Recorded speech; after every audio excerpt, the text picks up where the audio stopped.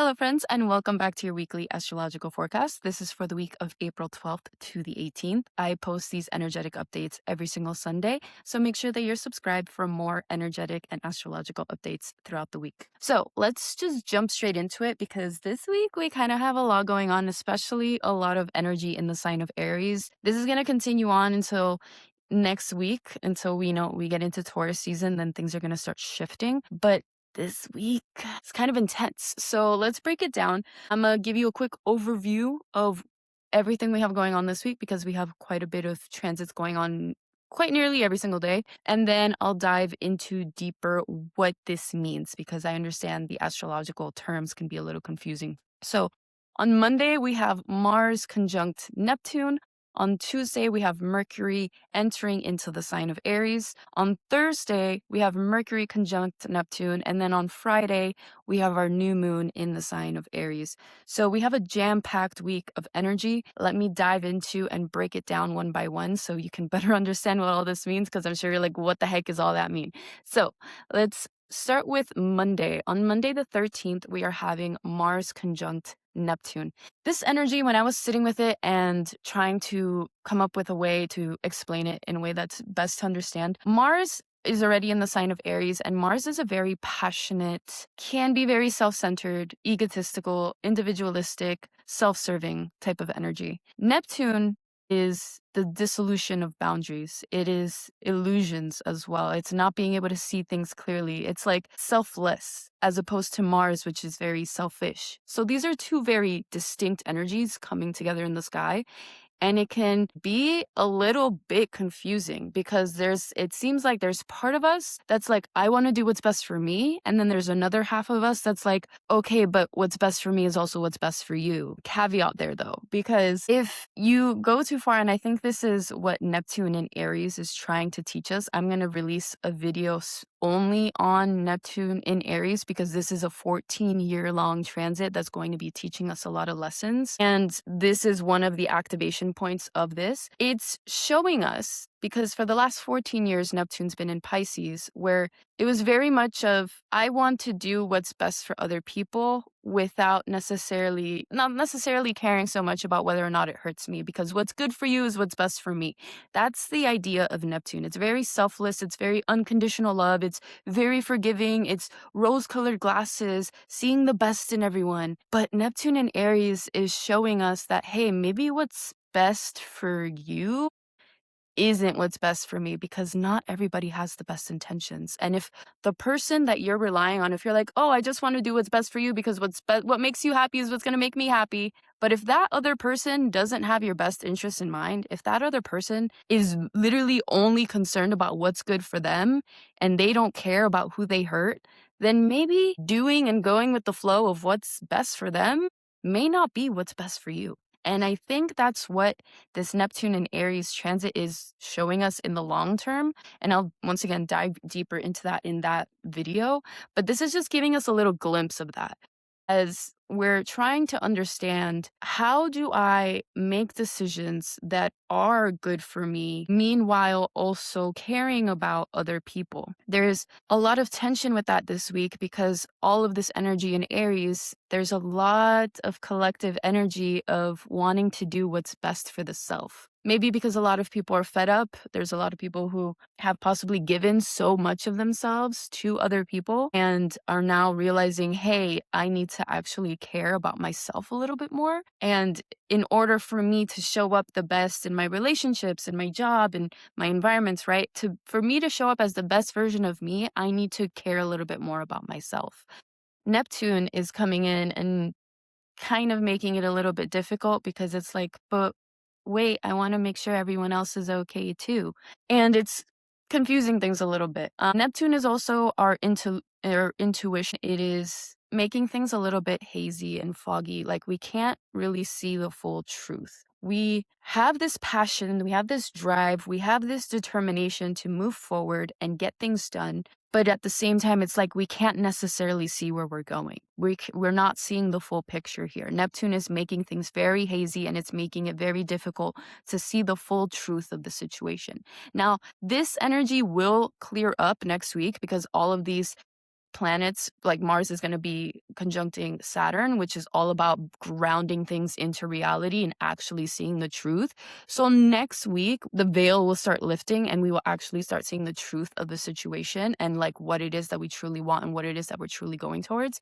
But this week, things are still a little bit confusing. So especially at the start of the week, the visual that I got with this energy right on Monday with the Mars conjunct Neptune, this is kind of like being stuck, and like trigger warning for anyone that may have been stuck in like a house fire or any type of like situation where there's been a lot of smoke and like you can't see anything and you can't get out. That's kind of the situation that I feel like with Mars, because Mars is fire, it is passion, it is energy, and it's like you need to move, you need to get out, but you can't see anything. And it's like the haze is thick and the smoke is thick and like you're choking on it and you can't breathe and it's just everywhere, but you know you need to get out or else you're gonna die. That's kind of the energy of the beginning of the weekend. I know it sounds very intense. It's not, you're not actually gonna die and it's not the end of the world. Mind you, all these energies shift and change from day to day, from week to week. So that's one of the reasons why I make these videos, is to show you guys that if you are going through a tough time right now, things do change over time, over the course of these transits don't last forever. So if you are going through a tough time, if things feel heavy, if things feel intense, just know that in a few days' time, in a few weeks' time, things do start lifting up and getting better. That's just the way the energy goes, right? So the beginning of the week, we start off with a lot of this hazy, confusing, foggy energy of like wanting to move forward, wanting to do things that are in our own best interest, as opposed to constantly caring about what other people think and what other people are feeling, right? But at the same time, caring about what other people are feeling, and it's like a haze of confusion of not really knowing what to do. So that's the beginning of the week. Then we get into Tuesday, the next day, right after, we have Mercury moving into the sign of Aries. So Monday is especially confusing because Mercury is right at the end of Pisces. And Pisces, once again, it's all about our intuition. So a lot of the things that you're going to be picking up on are just intuitive hits. They're not even, it may not be anything based on actual reality, but it's stuff that you're picking up intuitively that like, ooh, something's wrong here. But if you start feeling the difference between your intuition and an impulse, because a lot of Aries energy is just impulsive, quick action, decisive action without really thinking about it, which is what you want to avoid in the beginning of the week. Intuition is more grounded, it's more calm, it is stable, it's not very chaotic, it's not urgent, it doesn't make you feel like, oh my God, I need to do this right now or else I'm gonna die. If you're getting those types of feelings, then chances are it's not your intuition. This is just your anxiety picking up on things and situations around you that are making you second guess or question your reality. So on Tuesday, Mercury moves into Aries, which grounds it a little bit more. It's not so in the clouds, daydreamy, intuitive hits. It's more, I don't want to say stable, because Aries is still fire, it is still passion, it is still forward motion and momentum, but it does ground it in a certain sense that Pisces doesn't have. Pisces doesn't have that grounding. It's very emotional and watery, as opposed to Mercury and Aries. It is emotional. It's just a more fiery type of emotion. And so it is more possible now with Mercury being in the sign of Aries, which it will stay in the sign of Aries for at least another month or so. It's usually about 3 weeks that it stays in a sign. So for the next 3 weeks or so, you might be easily to anger, might be quick to anger, more prone to conflict, and just saying things with your whole chest and coming out and just not really caring about the consequences about the things that you say.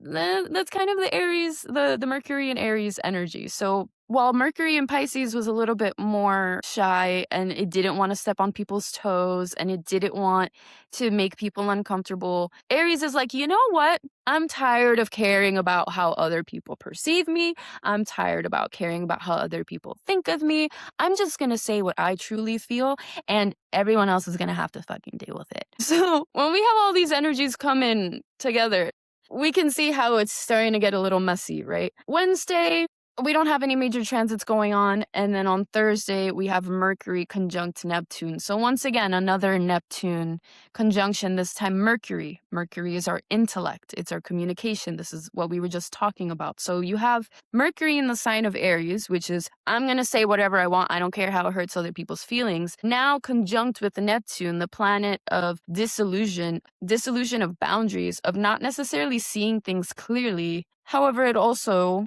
The higher octaves of Neptune is spiritual attunement, being able to tap into higher levels of intuition, being able to access your creativity. So there's different ways that this can play out, right? So you can either go towards the higher octaves of Neptune, which is like, I'm going to be creative. I'm going to channel this energy into creating something new. I'm going to channel this energy into connecting with my intuition, seeing what type of emotions, thoughts, and expressions come out during this time, because that it can be a deeply intuitive and spiritually connecting time on Thursday to connect with your intuition, to connect with your higher self, and then create something out of that. Or opposite, you can do the lower octaves of Neptune and just saying things without necessarily thinking about them, not having all of the facts and pieces and things together, and just throwing things out there, saying things that you don't really mean, trying to hurt other people, because Neptune, its lower octaves, can deal with like gaslighting, manipulation, really essentially just creating stories and creating narratives that confuse other people and leave people in a state of confusion or disillusionment. So once again, it can go both ways depending on how it is that you want to use this energy. So I would just be mindful of that. And then on Friday, we have the new moon in the sign of Aries. New moons are all about new beginnings. We already know this. It is a fresh start. This is the first new moon in the sign of Aries, the first sign of the zodiac. So this is very much new beginnings. However, these new beginnings are kind of starting off on a very unstable foundation, right? Because we have all of this Neptune energy just kind of confusing us and being like, okay, what's going on? Like, we know this is a new beginning. We know a new chapter is about to start, but it's also like, where are we at the same time? I can't see the future goal. I can't see the future vision. I can't see where it is I'm going to go, but I just know that something new is starting. I just know that I have to go. This is the kind of energy of this week. It's like, I don't know where I'm going, but I just know I need to go. That's all I know. It's a very intense week. Next week, like I said, the week following this one, we will have a lot more grounding, stabilizing, and clarity coming into our consciousness, into the collective consciousness. So if this week feels particularly heavy, confusing, like you don't know where you're going, like you have all of this energy, you have all this momentum, you want to get things done, but you have no idea where to focus your energy, you have no idea where it is that you're planning on going, it's totally fine. Just the sign of the times. It's the energies of the times. It'll feel a little bit more clear and a little bit better next week. I'm not saying that next week's going to be any much easier, because yes, sometimes clarity is painful. Saturn, we have a lot of Saturn aspects happening next week. And Saturn, yes, it brings the clarity. Yes, it brings the grounding. But sometimes it doesn't do it in the nicest fashion. Kind of just, it tells you the truth bluntly and very, I don't want to say aggressively, but just sternly. It sternly tells you the blunt truth. So, the signs that are going to be affected the most this week, once again, the cardinal signs. So Aries, Libra, Cancer, Capricorn, you guys are going to be the most heavily affected by these energies, simply because all of these energies are happening in the sign of Aries. And so that is your fellow cardinal sign. And that means that these energies are happening in very important parts of your chart. So to wrap things up for this week, I know it sounds kind of intense for this week, but we're going to pick some cards. We're going to once again use the Animal Tarot deck and show it once again for you guys that are interested. I love this deck. Focus! It's not focusing, but it's the Animal Tarot deck. And we're going to pick a card representing the overall energy of the week, then a card that represents what is the biggest challenge, and a card to represent what is the advice given to us by our spirit guides, our angels, our divine source of guidance. So for the overall energy of the week, we have the King of Winter, Humpback. Why did I say it like that? Humpback whale. He's got a little crown on his head. Look at that, swimming in the ocean, being a cutie pie. Got all his little fish friends. It says, at this time, it's very important that you communicate clearly and be objective and unemotional and act as professionally as possible. If you need advice, seek out the most experienced expert you can find. Bro, weren't we just talking about all of this? Intelligent, impartial, respected, and unemotional. Yes, yes, yes, yes. Making sure that you're staying grounded, you communicate clearly, and be as objective and unemotional as possible, because the energy of this week will be very emotional, will be very impulsive. It wants to just say what it wants to say, what's on its heart. It wants to just get it all out. Be like the humpback whale. Be like Mr. Humpback Whale, king of the ocean. Okay? What is the challenge of the week? Well, this is it. This is it. Interesting, interesting, interesting. It's funny that this showed up as the challenge card of the week because this is such a beautiful card. It's the King of Autumn. So I'm like thinking it's almost like, yes, there will be challenges this week, but knowing that it's all working out in some grand divine way, because this one says compassionate, accomplished, charismatic, and grounded. Everything is going to turn out great. Projects will be stunningly successful. Exciting new career opportunities are possible, and money or resources that come your way will be invested wisely. So, this is overall a very positive card. And so, for that to come out as the challenge, I think it's just to show us that despite all of the energy, despite any challenges that do show up this week, know and acknowledge and be aware that everything is working out and turning out for your greatest good, even if you don't see it yet. Even if in the moment you're not understanding why it is that you're going through all of this and why it's feeling that way. The King of Autumn, it's the Gypsy Vanner horse. She's reminding us, well, king, so it's a boy. He's reminding us that everything's going to turn out and everything's going to be okay despite all the hardships, despite the turbulence. And one final card for the week. What is the advice for this collective? Whoa, whoa, whoa, whoa. We got two cards. We got Unity and the Queen of Winter. Damn, we got two kings. We got King of Winter. We got Queen of Winter. We got King of Autumn too. I'll show you guys all these cards in 1 second. So the first card is the Unity. It's the polar bear. So cute with the little auroras in the background. Is that how you say auroras? The Queen of Winter. She's the jaguar. Love her. Queen, please focus. Queen of Winter. Love her. Oh, it's the leopard. Sorry, I said jaguar. So let's start with the Unity one. This is the advice card of the week. Embrace this time of deep spiritual growth. You may feel called to act as a mentor, find a new teacher, or spend time with others who are also on a sacred path. And then the leopard. All of your life experiences have prepared you for this moment of truth. It is time to declutter your home, clear away situations that aren't working for you anymore, and disengage from people who create more drama than happiness. Ooh, yes. I do believe that there's going to be there are definitely a lot of changes coming up on the horizon. Once again, we'll touch on that later on for next week's astrology forecast because that's when all the real changes are going to be taking place. There's so much going on next week. Like, you thought this week was crazy? Next week, bro, is even crazier. I don't think you're ready for it.